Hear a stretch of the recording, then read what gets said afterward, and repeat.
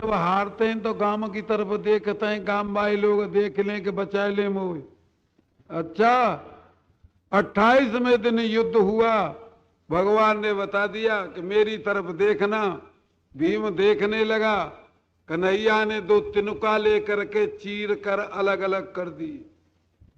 भीमसेन समझ गए ये महाराज बृहद्रथ रानी के पेट में हुए थे दो बालक जुड़वे। कायदा इनको वरदान ये था, जुड़े रहोगे तो जीवित रहोगे, अलग अलग हो जाओगे तो मृत्यु हो जाएगी। बृहद्रथ महाराज की रानी के पेट में जुड़े हुए थे तब जीवित थे, जब बाहर आए तो एक एक होकर के आए, दोनों मर गए। रानी ने पिछवाड़े फेंकवा दिया। जरा नाम की राक्षसी घूम रही थी, वो इन दोनों बच्चों को इकट्ठा करके ले गई। उसने एक बर्तन में रखा, दोनों जीवित हो गए। जरा नाम की राक्षसी ने पाला था, इसलिए जरासंध कहते थे। बड़ा भारी वरदानी था, विश्व में एक मुख्य योद्धा था। भीमसेन ने समझ लिया इशारे को, बल करके जरासंध को पकड़ा, पाम पर पाम रख करके पाम उठा दिया, अलग अलग हो गए। महाराज अलग अलग होते ही प्राण चले गए प्राण। मृत्यु हो गई, शंख बजा दिया, विजय हो गई। 20,800 राजा जेल से बाहर किए। उन राजाओं को देखा, बिना वैष्णव बनाए बन गए थे लंबी दाढ़ी हो गई। ध्यान देना आप लोग, बिना वैष्णव बनाए बन गए, जेलम बार को बनावे। महाराज भगवान ने कहा कि जाओ, ये हजामत बना करके अपने अपने राज्य में जाओ और कुछ स्वागत के लिए दक्षिणा लेकर धर्मराज के यज्ञ में आओ। इसका एक बेटा था महाराज। इस बेटा को भगवान ने गद्दी पर बिठा करके तिलक कर दिया। जरासंध को विजय करके आए, धर्मराज से बता दिया इसके बेटे का नाम सहदेव था। अच्छा, आकर के शंख बजा दिया। धर्मराज ने सुना कि विजय हो गया जरासंध, बड़े प्रसन्न हुए। यज्ञ प्रारंभ होने समय महाराज प्रश्न उठा, यज्ञ में प्रथम पूज्य कौन बनाया जाए। जब ऐसा कहा तो भीष्म जी ने हाथ उठा के कहा, प्रथम पूज्य कन्हैया बनाए जाएंगे। भीष्म जी के कहने से प्रथम पूज्य पांचों पांडव बड़े प्रसन्न हुए। ये तो चाहते ही थे कन्हैया की पूजा कर लें। कन्हैया को प्रथम पूज्य बना दिया गया, बड़ा आसन लगाया गया, बैठे पूजा हुई। शिशुपाल इस पूजा को नहीं सह सका। आप बता दीजिए, किसी की पत्नी को कोई चुरा लावे तो क्या वो प्रेम करेगा, पूजा करेगा? क्षत्रिय था, बड़ा क्रोधित हुआ और क्रोधित होकर के समाज में खड़ा होकर के कहा, ये धर्मराज नहीं है, अधर्मराज है। और ये भीष्म जो है इसकी बुद्धि मारी गई, बुढ़ा हो गया। अरे तुमको कोई यदुवंशी ही प्रथम पूज्य बनाना था तो महाराजा उग्रसेन बनाने थे। ये लुगाई चोर उठाई गिरा और प्रथम पूज्य बना दिया। ये बकता रहा, भीम ने गदा उठा ली, अर्जुन ने गांडीव धनुष उठा लिया। महाराज भीष्म जी ने मना कर दिया, बेटा रख दो इन्हें यहां, लीला देखो आगे क्या होती। महाराज भीष्म जी बड़े आचार्य थे। ये 100 से ऊपर अनुचित शब्दों का प्रयोग कर गया, तब भगवान ने चक्र याद किया और महाराज शिशुपाल का शीश धड़ से अलग हो गया। कथा इस प्रकार थी सज्जनों, इसकी माता के ये हुआ था तब इसके 4 भुजा और 3 नेत्र थे। ऐसा मनुष्य समाज में आज तक नहीं हुआ। मनुष्य के 2 भुजा से ज्यादा नहीं होती, 2 नेत्रों से ज्यादा नहीं होते। सारे देश देश के राजा देखने के लिए आने लगे। ध्यान दें, हमारे आगे भी ऐसा हो गया है। हमारे एक संत आए यहाँ, इनके गांव में हम लोग कथा कह रहे थे। शमशाबाद तहसील में एक बंजार इनके एक बालक हुआ था। बहुत लोग दर्शन करने गए थे। पाम 2 थे और करेहा से 2 थे, 2 मुख थे, 4 आंख थी, 4 कान थे। अच्छा, दोनों मुंह से एक साथ रोता था। आगरा के बड़े डॉक्टर ने ये लिख के दे दिया, ये बच नहीं सकते। बहुत लोग दर्शन करने गए, तो इसके भी दर्शन करने के लिए बड़े बड़े राजा आए। ज्योतिषियों ने बता दिया कि जिसके आगे आते ही 2 भुजा 1 नेत्र गिर जाए, समझ लेना वो इसका काल होगा। कन्हैया और बलदेव देखने के लिए गए। इनकी भुआ का लड़का था ये शिशुपाल, ये देखने के लिए गए। महाराज भगवान को आगे आते ही 2 भुजा गिर गई, 1 नेत्र गिर गया। इनकी माता समझ गई मेरा भतीजा ही मेरे बेटे का काल है। महाराज इनकी भुआ ने कहा, बेटा कन्हैया, ऐसा ज्योतिषियों ने कहा है तू मेरे बेटा को मारना मत। भगवान ने कह दिया था, भुआ जी 100 अपराध तुम्हारा बेटा करेगा तब तक मैं कुछ नहीं कहूंगा। आज वो दिन आ गया। 100 अपराध से ज्यादा अपराध हुए, शीशधर से अलग हो गए, हाहाकार मच गए। महाराज धर्मराज को बड़ा दुख हुआ। धर्मराज ने व्यास जी को बुला करके कहा, हे देव, मेरे यज्ञ में इतने महान क्षत्रिय का वध हुआ है, इसका परिणाम क्या होगा? व्यास जी ने मुस्का करके बताया कि बता दें परिणाम, कि बता दीजिए कि तुम निमित्त बनोगे। ध्यान देना कथा पर। व्यास जी ने कहा तुम निमित्त बनोगे और दोनों कुल ऐसे हो जाएंगे, बराबर हो जाएंगे। धर्मराज ने भुजा उठा करके प्रण किया सारे समाज में, मैं निमित्त नहीं बनूंगा, चाहे कितनी मुसीबत उठानी पड़े, धृतराष्ट्र जो कह देंगे वही मान लूंगा, निमित्त नहीं बनूंगा।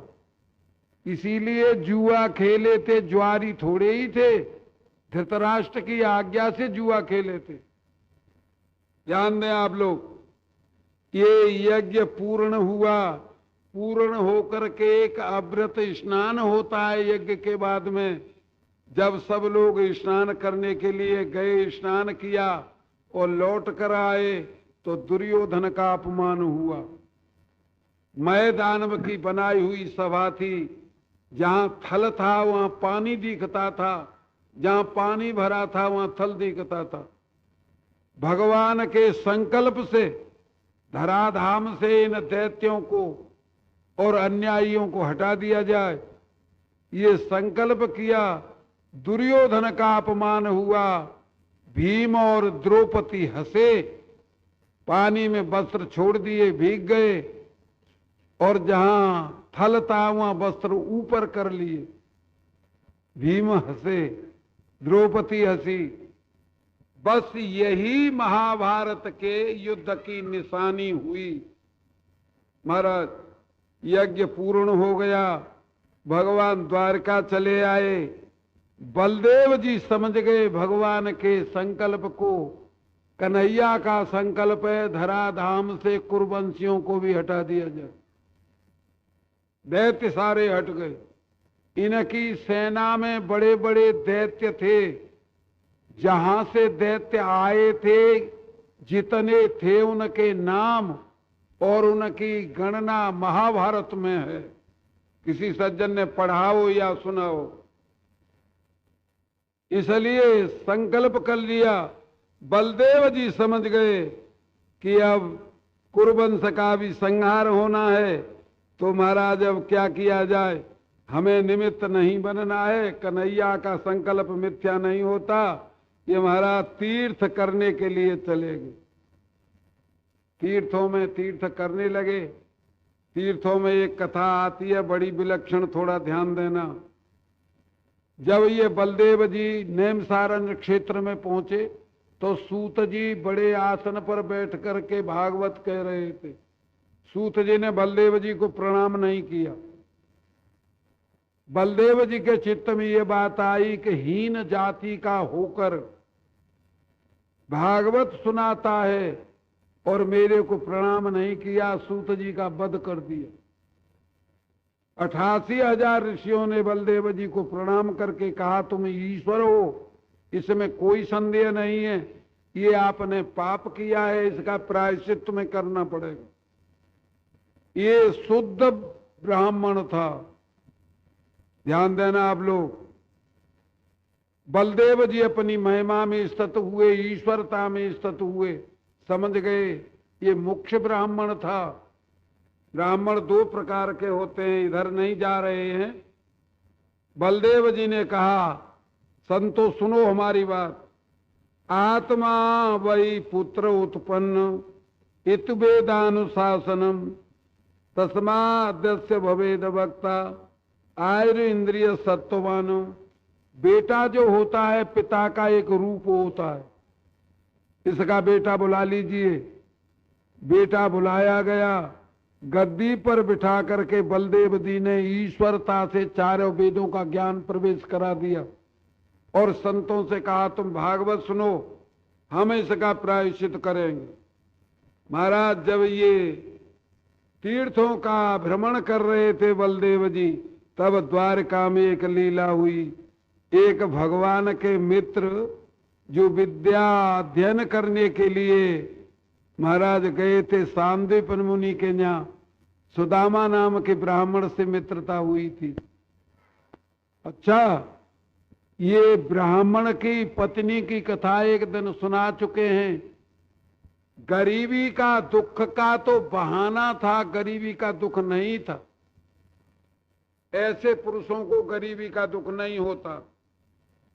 गोरखपुर वालों ने वो चौपाई बदल दी है रामायण की। पहले तो ऐसे चौपाई थी, आप लोगों ने पढ़ी होगी, बुजुर्ग बैठे हैं। महाराज जल संकोच विकल भय मीना विबुध कुटुंबी जिम धन हीना, ऐसे चौपाई थी। अब लिख दिया है जल संकोच विकल भय मीना अबुध कुटुंबी जिम धन हीना। धन न हो, कुटुंब हो और बुद्धि न हो ठीक। अगर बुद्धि हो तो बिना धन के दुखी नहीं होते, सुख धन में नहीं होता। ध्यान देना आप लोग। सुदामा की पत्नी ये चाहती थी ये कन्हैया मित्र बताए, और ये यहाँ भक्ति में लगे हुए हैं। कन्हैया का दर्शन कितना सौभाग्यशाली पुरुषों को होता है। इनको दर्शन हो और वैराग्य और दृढ़ हो जाए, विवेक हो जाए। भगवान राम ने ये बात कही है, आप लोगों की समझ में आ जाए। मम दर्शन फल परमानुपा जीव पाव निज सहज स्वरूपा। भगवान के दर्शन से आत्म साक्षात्कार होता है। ये सुदामा भगवान का सखा था, पत्नी चाहती थी आत्म साक्षात्कार हो जाए। सुदामा की पत्नी का नाम सुशीला था। सुशीला ने बहुत उकसाया, यहाँ भोजन नहीं है, वस्त्र नहीं है, और आप ये लीला तो बहुत लंबी कर दी जाती है। अच्छा देखी होगी आपने नाटकों में। सुदामा की पत्नी ने कहा द्वारका नाथ तुम्हारे इष्ट देव मित्र बताते थे, तुम वहां चले जाओ, क्या आपत्ति होगी। सुदामा बताते थे बड़ी पगली है तू, एकादशी 15 दिन में सब जनता के लिए आती है और तेरे घर में दूसरे तीसरे दिन मना ली जाती है, इससे बड़ा सौभाग्य क्या होगा। सुदामा की पत्नी ने हट किया। ब्राह्मण बड़े संतों की थे, महाराज विद्वान थे। ये पत्नी हट करती है, समझ नहीं पाया। गरीबी में दुख नहीं होता, लेकिन इसकी हटवश कहा कि महान पुरुषों के पास जाने में कोई भेंट चाहिए। कोई भेंट है तेरे पास में? ये पड़ोसन के से कुछ चावल ले आई और एक ऐसे वस्त्र में बांध दिए जिसमें गरीबी का इतिहास लिखा हुआ था, माने फटा था बस। ब्राह्मण को दे दिए, बहाना था। ब्राह्मण वो चावल लेकर के चले। महाराज धीरे धीरे धीरे धीरे, द्वारका बहुत दूर थी। मार्ग में महाराज थक गए, नींद आ गई। विरक्त पुरुष थे, जूता नहीं थे, वस्त्र वैसे ही थे, मार्ग में सो गए। अब कन्हैया को तो तुम जानते हो, कण कण में उनका निवास है। उन्होंने अपने दूत भेज करके सुदामा को उठवा लिया और द्वारका की ड्योढ़ी पर सुला दी। सुदामा के नेत्र खुले तो सोने के भवन चारों तरफ जगमगा रहे थे। बड़ा आश्चर्य हुआ, मैं जंगल में सोया था, ये क्या हो गया? मैं स्वप्न देखता हूं क्या? स्वप्न तो नहीं देख रहा हूं, जग गया हूं। देखा पहरे वाले खड़े थे, उनसे पूछा भैया ये क्या है? पहरे वाले बोले कि क्या दिखता भी नहीं है का तेरे को? क्या है? अरे द्वारिका है। और क्या है? सुदामा ने पूछा द्वारिका है? हम जिस द्वारिका को आए थे वही द्वारिका है ये? एक ने मुस्का करके बताया कि दूसरे से कि बताया दे जाए जे आयो का वही द्वारिका है कि कोई और? अरे होश से बोल, कहां से आया है तू? बताया भैया हम द्वारिका को आए थे, कन्हैया हमारे मित्र हैं। महाराज कहा कि ये ऐसा दिखता है पढ़ा लिखा नहीं। अरे जो संसार में सारे राजा लोग चरणों में मत्था टेकते हैं उन्हें कहता है कि वो हमारे मित्र हैं। अरे होश से बोल, ये वही द्वारका है जहाँ कन्हैया है और महाराजा अधिराज हैं। ऐसे नहीं बोलते हैं कि भैया तो उनसे कह दो जा करके कि सुदामा नाम का ब्राह्मण आया है और वो मित्र बताता है। ध्यान देना, पहरे वालों को दया आई, कोई आपत्ति नहीं है, ऐसा प्रतीत होता है ये ऐसे ही पुरुषों से प्रेम करते हैं। आपत्ति क्या होगी? कह दो चल करके। ड्योढ़ीवा ने जाकर के कह दिया नाथ एक ऐसा आया है, देख करके तो हंसी आती है, आपको मित्र बताता है और अपना नाम सुदामा बताता है। सुखदेव जी कहते हैं प्रभु कैसे दयालु हैं। सुदामा नाम सुनते ही सिंहासन छोड़ दी और छोड़ करके बाहर आए। सुदामा को देखा, हृदय से चुपटा लिया, नेत्रों से जलधारा बह निकली। सुदामा के चित्त में बात आई, स्वभाव तो वही बना हुआ है जो बचपन में था, मेरे साथ जो स्वभाव था वही स्वभाव। बड़े प्रसन्न हुए, महल में लाए लिवा करके रुक्मिणी जल लाई, चरणों को प्रक्षालित किया। महाराज भवन में जल छिड़का, सुदामा के चरणों तक छिड़का। बड़े प्रसन्न हुए, बड़ी सेवा की, पहुनाई की और भगवान ने मीठी वाणी से कहा ब्राह्मण क्या तुम हमको भूल गए थे? सुदामा बड़े मुग्ध हैं, स्वभाव बड़ा कोमल है। लाला कन्हैया भूला नहीं था, तुम्हारी भाभी ने मेरे को चैन नहीं लेने दिया, अब मेरे को आना पड़ा है तुम्हारा दर्शन करूं। भैया मैं तो तुम्हारा नाम जपता हूं। भाभी का नाम लिया तो कन्हैया ने कहा कि मेरी भाभी ने मेरे लिए कुछ नहीं भेजा है। कि भैया क्या भेजती, क्या था उसके पास में?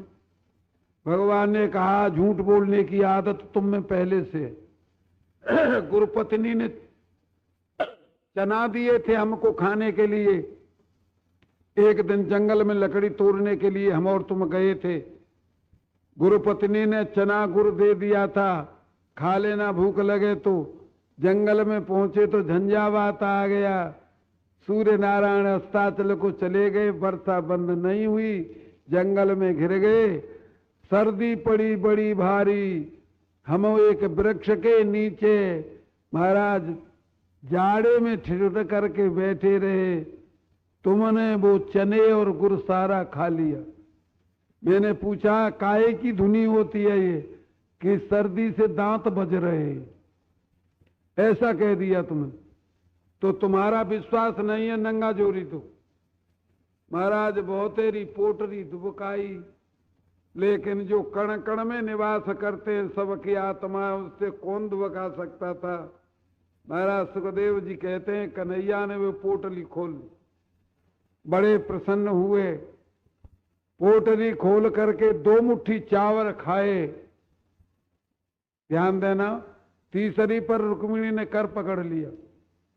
एक एक महिला के 10-10 बेटा, एक एक बेटी है। ब्राह्मण की सारी प्रसादी को तुम पालोगे तो ये आपकी संतान क्या पाएगी? जब कर पकड़ लिया तब भगवान ने कहा तुमने अच्छा नहीं किया, पूरे जीवन में 2 दिन भोजन पाया है। एक दिन तो विदुरानी ने खिलाया था महाराज केलाओं के छिलका, इस ब्राह्मण के भोजन में बड़ी रुचि बड़ा स्वाद आया, तुमने अच्छा नहीं किया। सुदामा देखते हैं बलिहारे कन्हैया या स्वभाव के लिए सारी रात्रि सेवा करते रहे। महाराज सुदामा जी ने कहा भैया इतने वैभव में हरि भजन नहीं होता। अरे या कुटिया बनाए बारे साधु नु पूछो। अच्छा हमारा पहला नंबर है उसमें, कुटिया बनाने में, कुटिया की सेवा समारी में लगे रहते हैं कि भजन करते हैं। जब कुटिया बना करके भजन अच्छी तरह नहीं होता तो इतने वैभव में भजन हो, ये कब संभव था। सुदामा ने सवेरे कहा कन्हैया भैया हम तो जाएंगे।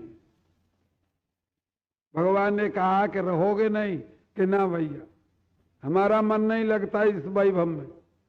महाराज जो विरक्त होते हैं उनके चित्त नहीं रमते। ये भगवान ने कहा भैया नहीं रहना चाहते हो तो तुम्हारी राजी है। बड़े वार्तालाप हुए, कथा और आती है, भागवत की नहीं है, संत सुनाया करते हैं। सुदामा को स्नान कराया रुक्मिणी ने, और जो 16,107 महिलाएं थी उन्होंने सुना, और सुन करके उन्होंने कहा कोई भगवान के सखा आए हैं, रुक्मिणी ने स्नान कराया है तो हम भी तो उनकी पत्नी है, चलो सोने का एक एक बड़ा कलसा जल का भर करके 16,107 चली। महाराज जैसे तीड़ी आती है ऐसा एक परेल चला। सुदामा बैठे थे, सुदामा ने देखा, पूछा कन्हैया से लाला ये क्या बवाल है। भगवान ने कहा ये तुम्हारी भाभी है। कि सारी की सारी, कि सारी की सारी है। भैया काहे को आ रही है। भगवान ने कहा तुम्हें स्नान कराएंगी, स्नान कराने आ रही। सुदामा ने हाथ जोड़ करके कहा लाला कन्हैया मैं मर जाऊंगा, भैया इनसे मना कर दे, ये मेरे पानी न डालें। भगवान ने कहा कैसे मना कर दूं। अरे बाबा आशीर्वाद लेने के लिए आ रही हैं, बिना स्नान किए आशीर्वाद कैसे मिलेगा। भैया बिना स्नान किए दे दूंगा आशीर्वाद, तू मना कर दे। भगवान ने इशारा कर दिया जल मत डालना ब्राह्मण के ऊपर, चरण छूती चलो आशीर्वाद लेती चलो। अब चरण छूने का नंबर लगा महाराज, 3 आशीर्वाद देने लगे। सौभाग्यवती भव, पति प्रिया भव, पुत्रवती भव। अब वो 10, 20, 50 तो थी नहीं। महाराज ब्राह्मण का जब 2-4 हजार निकल गई तो कंठ सूखा, एक आशीर्वाद कम कर दिया, 2 देने लगे, और 2-4 हजार निकल गई तो एक और कम कर दिया, 1 रह गया। सौभाग्यवती भव, लेकिन 16,000 थी। भगवान हंसने लगे, ये कोई मर्यादा है। किन्हीं किन्हीं महिलाओं को 3 आशीर्वाद और किन्हीं किन्हीं को 2 और 1 आशीर्वाद। सुखदेव जी कहते हैं थोड़े और आगे चले और कंठ सूखा तो आशीर्वाद में एक शब्द रखा पीछे का भव, चरण छूती चले भव भव। महाराज भगवान बड़े हंसे, ब्राह्मण ये आशीर्वाद तो है नहीं, भव तो होने को कहते हैं। ऐसे महाराज ये लीला चली। जब सुदामा ने कहा कि कन्हैया मैं जा रहा हूं, भगवान ने कहा कि जाओ। सुदामा के चित्त में ये बात आई, वो बात कन्हैया के हृदय में चढ़ी न। अरे बाबा द्वारिका आए तो कुछ तो चाहिए। ब्राह्मण को बिना दक्षिणा दिए ही कह रहे हैं कि जाओ, चलो अब के लौट कर कह देते हैं आ जाएगी चित्तम बात। तो लाला कन्हैया मैं जा रहा हूं कि हाँ चले जाओ। नहीं चढ़ी वो बात, नहीं चित्त में आई। तो लाला कन्हैया बस ऐसे ही चले जाएं। महाराज भगवान ने कहा जैसे आए हो वैसे चले जाओ। अब चित्त में ये बात आई कि मैं समझ गया, जब जा संपत्ति में मेरे से भजन नहीं हो सका है तो कन्हैया समझ गए इसे कुछ दे देंगे धन तो ब्राह्मण भजन नहीं कर पाएगा। बड़े प्रसन्न हुए, मैं समझ गया तुम्हारी रीति। धीरे धीरे चले, माया द्वारा सुदामा को पहुंचा दिया और संकेत किया, ध्यान ने लवन में समय भुवन निकाया, रचय जासु अनुशासन माया। द्वारकापुरी से बढ़िया पुरी सुदामा की सोने की बनवा दी। सुशीला को पता चल गया कन्हैया की महिमा है ये। महाराज ब्राह्मण ने आकर के देखा पहरे वाले खड़े हैं होशियार, और वो झोंपड़ियों कोठरी गई। चित्त में बात आई किसी राजा ने कब्जा कर लिया, या ब्राह्मणी की बात मान करके द्वारका चले गए और ठंटनपाल बन गए। अब भजन होगा पेड़ के नीचे बैठ करके। पहरे वाले से पूछा भैया ये क्या है? कि ये सुदामापुरी है। कि कौन सी सुदामापुरी? कौन से सुदामा की पुरी है? कि बकते नहीं है ज्यादा। कौन से सुदामा की पुरी? सुदामापुरी है। सुदामा ने सोचा नाम तो हमारा भी सुदामा है, पर संसार में कितने सुदामा है, तो भैया कृपा करके ये बता दे कौन से सुदामा की पुरी है। करे वो अपने कन्हैया यार से मिलने के लिए गए हैं, उनकी पुरी है। सुदामा ने सोचा निशाना तो हमारे ऊपर लगता है, हमारा पता दे रहा है। सुशीला ने ये वाणी सुन ली, महल से उतर करके आई, ब्राह्मण का कर पकड़ा। ब्राह्मण को बड़ा आश्चर्य हुआ कि कहा ठाट है ये, कौन ते ऐसो प्रेम है जी, कहां ते महल आए गए। हंस करके कहा ये तुम्हारे कन्हैया की महिमा है। करे ठीक, रोने लगे महाराज, रोने लगे। कन्हैया मैं समझ गया सारी प्रभुताई, मैं भी वो ब्राह्मण हूं, इसमें मन नहीं लगाऊंगा। 10 माला और सही आपसे। महाराज सारे दास दासी, सारी सेवा की सामग्री, ब्राह्मण का मन किंचित उस पुरी में नहीं रमा। मालाओं को और बढ़ा दिया, भगवान का जप करने लगे। महामुनि सुखदेव जी ने बताया एक समय की कथा है। महाराज भगवान द्वारका छोड़ करके सुदामा से मिलने के लिए आए। महाराज सुदामा से मिलने के लिए आए, पति पत्नी दोनों को महान सुख हुआ, सेवा में जुट गए, कन्हैया की बड़ी सेवा की। भगवान देखना चाहते थे ब्राह्मण अब भजन करता है कि नहीं। प्रभुता में मन रम गया। ध्यान देना आप लोग, किसी संत की दो एक बाणी फल जाए वो फूलो ना समातुई। कहा सुना दें तुम्हें, यूं कंगे के वक्ता जो है संतन की बात कहते हैं ज्यादा। अच्छा, ये देखने के लिए आए ब्राह्मण कैसे भजन करते हैं। अब महाराज रहे 4 6 10 दिन। एक दिन कन्हैया ने कहा सुदामा की पत्नी से, भाभी जी अपनी पूर्व अवस्था के अनुकूल दाल रोटी बनाओ। ये मिष्टान खाते खाते जी भर गया। महाराज दास दासी होते हुए सुदामा की पत्नी को बड़ा सुख हुआ। गरीबी में जो रोटी दाल रोटी बनती थी बनाने के लिए स्वयं बैठ गई, आटा बनाने लगी। कहा दोनों मित्र स्नान करके आओ, मैं अभी भोजन बनाती हूं। पहली अवस्था के अनुकूल दाल रोटी। सुदामा और सुदामा के सखा कन्हैया चले स्नान करने के लिए। मार्ग में सुदामा जी की बुद्धि में एक प्रश्न फुरा। सुदामा ने पूछा कन्हैया से, कन्हैया सारे ऋषि मुनि तेरी माया को अद्भुत बताते हैं, वो माया क्या है? भगवान ने मुस्का करके कहा, रे साधु, माया देखने में क्या धरा है, जैसी भी है वैसी ठीक। तुम्हें भजन करना है कि माया से परिचय लेना है? सुदामा ने कहा, कन्हैया तुम जैसे मित्र हो जो माया के पति हो और मैं माया को न समझ सकूं, ये बात बड़ी शर्म की है। भगवान ने कहा चलो अब भूख लग रही है, भाभी ने जल्दी आने को कह दिया है, स्नान करके हम। गए तालाब पर महाराज, बस उतार करके कन्हैया तालाब में कूद पड़े, गोता लगा करके पीतांबर पहन लिया और सीढ़ी पर आ गए। ब्राह्मण से कहा जल्दी स्नान करके चलो। जब स्नान करने के लिए ब्राह्मण उतरे, एक गोता लगाया, दूसरा गोता लगाया, तीसरे गोता पर तालाब नहीं रहा। एक इतना बड़ा दरियाव आया नजर में कि जिनके किनारों का कोई पता नहीं।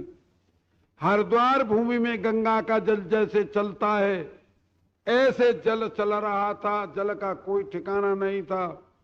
सुदामा जी के पांव उखड़ गए, बह गए जल में। जल की पौछारों ने डुबा दिया। 2-4-6 किलोमीटर जाकर के ऊपर उछारा, तब तक होश गायब हो गया, प्राण कंठ में आ गए। महाराज जब होश आता है तब जल डुबा देता है। बहे चले जा रहे हैं, कोई ठिकाना नहीं, किनारा कहीं दृष्टिगत नहीं हुआ। थोड़ा होश होता है तो फिर डुबा देता है जल। प्राण कंठ में आ गए। पूरा दिन बहे, पूरी रात्रि बहे, किसी देश में जाकर के किनारे पर सवेरे लगे। महाराज मूर्छित पड़े थे किनारे के सहारे।